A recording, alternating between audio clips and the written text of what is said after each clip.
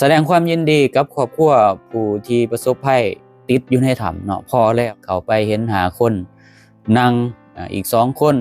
คนหาอยู่เนาะคาดว่าน่าสิอยู่แถวๆนั่นแหละลองฟังเบิ่งมีคนร้องไห้ด้วยร้องทุกคนใช่ไหมนี่แหละมือถือเป็นใหญ่แล้ว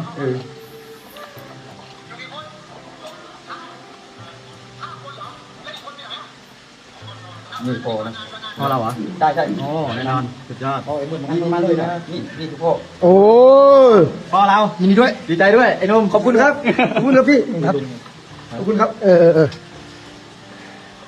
Okay, so next file I take them one by one. On this is he ทุกคนเขาอ่านหนังสือที่เราเอาไปให้อยู่ครับผมนี่ครับพ่อผม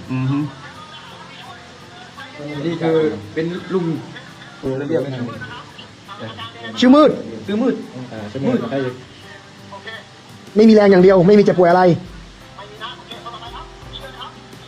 แรงชื่อแลน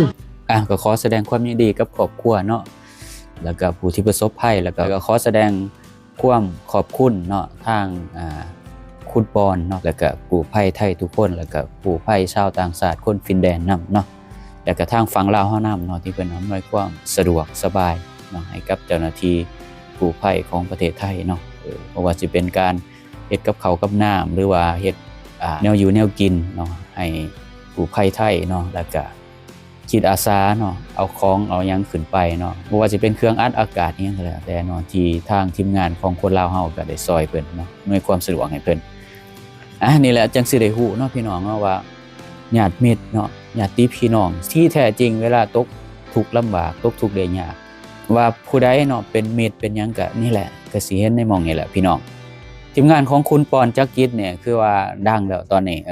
คือแบบชาวโลกเพิ่นก็เห็นข่าวเนาะแล้วก็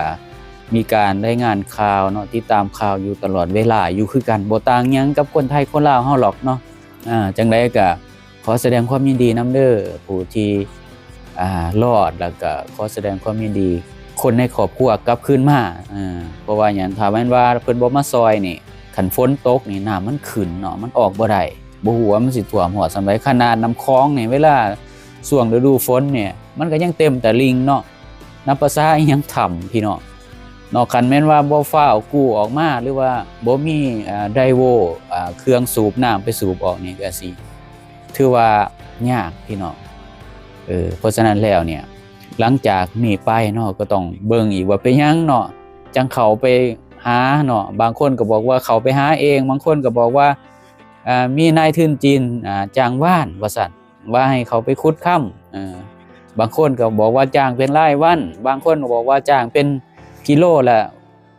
150 บาทมันแม่นบ่เพื่อสิได้1กิโล